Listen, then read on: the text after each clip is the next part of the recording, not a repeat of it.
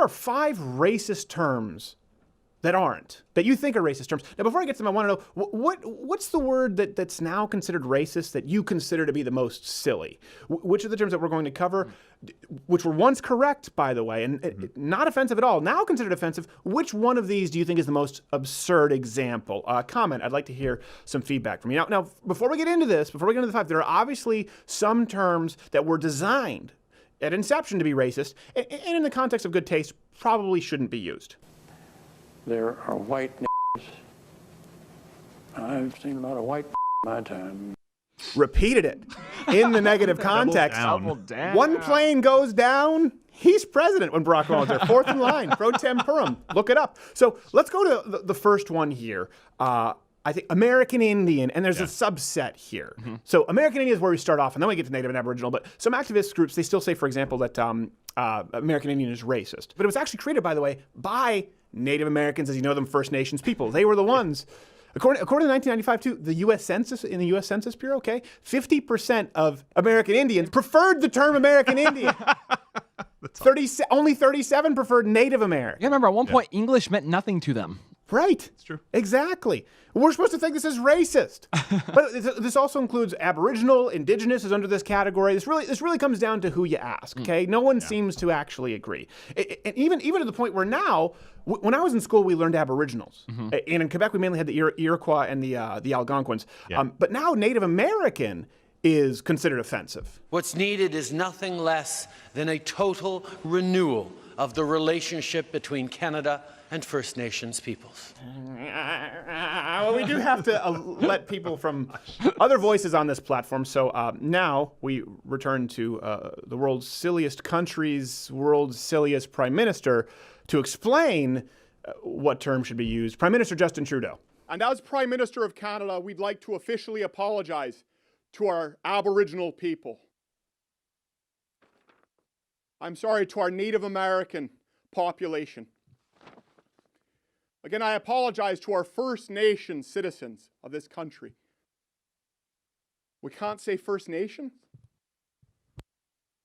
Eskimo goes underneath there too, by the way. That's considered a racial slur. And the reason, here's one thing that's interesting, that Eskimo is considered a racial slur.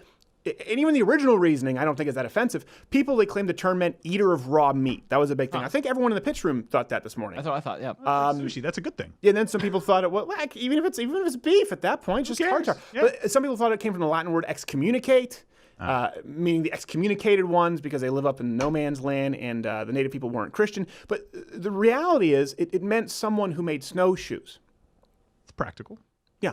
So many Native Alaskans, by the way, still refer to themselves as Eskimos. You know why?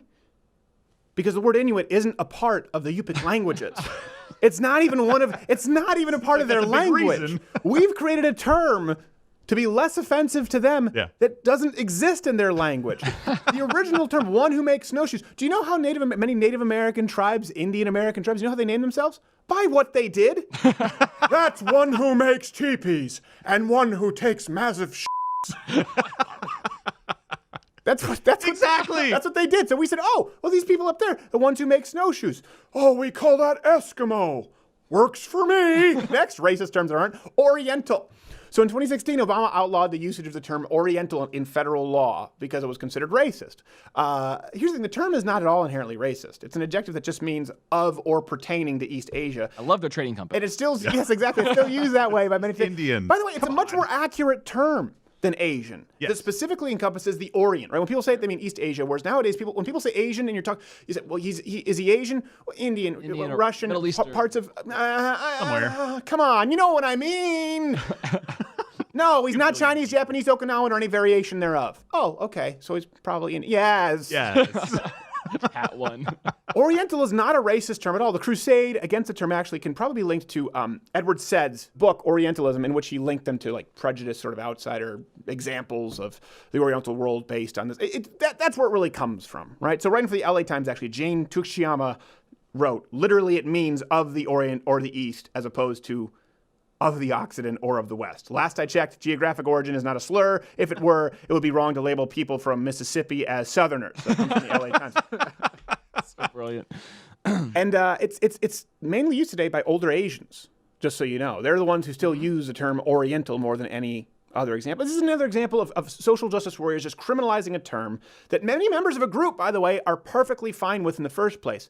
And it may turn out that their language policing really only affects Asian Americans who run self-described Oriental restaurants, trading companies, things like that. I mean, these Shylocks who took advantage of these women and men while overseas. I stopped in Singapore to meet with a guy named Lee Kuan Yew, who most foreign policy experts around the world say is the wisest man in the Orient. Okay, well, here's the thing. Shylocks probably shouldn't have said, and he had no. Orient, but he wasn't wrong on Orient, but we had to include it. Yeah. Some bonus trivia on that, BP? Yeah. It was the same day that he said those two things. Same day. The more you know. Which probably brings us to our next one, a term which is funny. You'll say, well, aren't we allowed to say this? Because no, it's reversed. Colored people. But now it's just people of color. See, it confused. But colored. Really? Colored is a term that was outlawed for a long time. The NAACP, to me, is hysterical. Still one of the biggest activist organizations in the black community. That's the name. So according to James Williams, an NAACP spokesperson, by the way, Rachel Dolezal, was NAACP. They had a lot of pamphlets. She had a lot of color. Too expensive to redo. Yeah. Wrote, times change and terms change. Racial designations go through phases. At one time, Negro was accepted. At an earlier time, colored, and so on. Colored people was not offensive. It became black Americans, and now we want to say people of color. This is the reason this matters is because there is a war on words, and we'll get to I'll bring this back around at the end. People are trying to control language rather than address the ideological problems with racism. Another term, Chinaman. This is one. A lot of people think that's race. So Chinese American historians have remarked that the term Chinaman actually it originated when census takers, they were unable to gather information, and this is what they used. They said, should not be considered racist in intent. It came back from a time when they couldn't. They were like, man from China man. Yeah, makes sense. Sounds pretty reasonable. I am Ohio man. And guess who used this to refer to themselves? Yeah. Chinese people, Chinese Americans. For example, Chinese leader Norman Asing described himself as a Chinaman, a Republican, and a lover of free institution. How? In his 1852 letter to the governor of California. Are you going to let someone who's an ass determine what is racist? You know, I'm afraid that at some point we won't be able to use the term Mexican. Because that Mexican there don't speak no English and took our jobs. I'm like, oh, you're saying it in a way that's kind of a pejorative. I hear Mexican now. I'm like, oh, geez, I hope there are no Mexicans around here. It almost means George Orwell, he wrote this. He was started editing out Chinaman for Chinese in the new editions of his books. And this is how silly that we've become. Oh, my gosh. Terms Englishman, Frenchman, Irishman, they're not considered racist, but Chinaman is? I don't know. I don't get it. Okay, Negro. Negro is the next one. Now, I know I just wanted to just, boom. There's the cold water. The word Negro, we think it's so offensive. And I got in trouble when I was saying it. I said it in a car once, and there was a black kid in the car. And I remember I said it. We were carpooling. I said it specifically because I thought it was less offensive than black. Yeah. And the reason was because I'm French, and anyway, Latin, the Romance languages that come from French. The word Negro, it's simply derived from the Latin word black. It was very common until the end of the 60s, right? And what actually what's the term in German? It's very similar. It's also a Roman language. So the German term beep beep is, and I can always say this because I have a durag on. Yeah. It's nigger. Yeah, you can't say that with a durag on, but I want you to say it again to make sure I heard that. What? It's nigger. Yeah, how's that spelled? Neger. And we had a candy. Oh my God. You had a candy? We had a candy called Negerkuss, which translates to Negro kiss, and that was outlawed. But I still grew up on that. It was outlawed? Well, they just changed it for, I guess. What's it called now? It's now called Schokoschaumkuss. What does that mean? Chocolate foam kiss. You just call all of them chocolate people. That's better. The 9 black people in Germany are like, we remember what you said. Social reformers, the abolitionists, use the term Negro to describe themselves. Frederick Douglass is an example. Slade even put, at least until 1966, it was mainly used by African Americans. That's the point. Negro is a perfect example of this. It was never designed. Yeah. The N-word, right? Mm-hmm.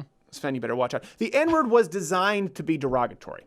Okay? That's what people need to understand. And you'll notice a trend with all of these words. And the reason we put this out there is that you're no longer afraid of losing words. You're no longer afraid of words being weaponized. You shouldn't go out to someone who says, I really don't like being called Negro, that offends me, and go, Negro, Negro, Negro. That's not the point of this. The point is, the trend is today's PC term for a group of people, it becomes tomorrow's racist term. And that's because the strategy that the left has, it's the same thing with transgender, LGBTQAIP. It's the same thing with socialism to democratic socialism. It's their strategy of changing words rather than than dealing with the ideology or the information behind them. Their goal is to police language, period. That is the end goal. Their goal is to label certain terms racist so they can label more and more people racist bigots, precisely so they don't have to address the points. Remember when we said that someone said, you're committing, for example, if someone were to say, oh man, nice shiner, to a black guy, because he had gotten into a fight and had a black eye, and he were to say, what did you say? Are you calling me a shiner? I wouldn't apologize. I wouldn't think he would do that. I think he would be like, oh, yeah, I'm sorry about too. And then some white lady would come up and be like, right. You should be you should. Blue-haired feminists would be like, what? You committed violence against him. Because I read a HuffPo article once. By finishing him. He's totally mad. Can't you see that? Seriously.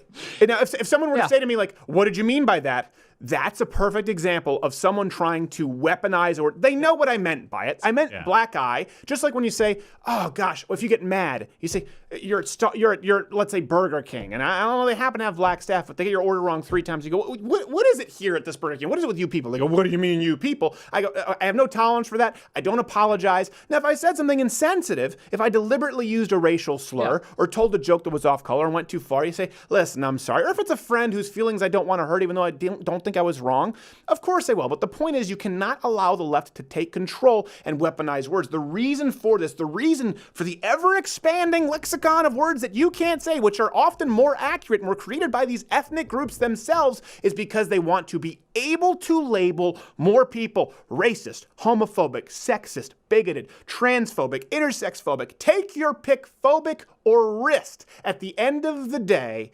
And they can't do that through the information. They can't do that through factual information. They can't do it through the history of the terminology we've gone through. They just have to do it by saying, don't say that word. If you say it, we're going to destroy your career. And then way over here, there's Michael Richards. Kind of had that one coming.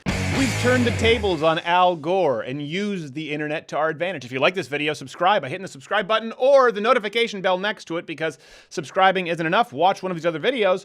And, listen, you can stick around. You don't have to. But here's the thing.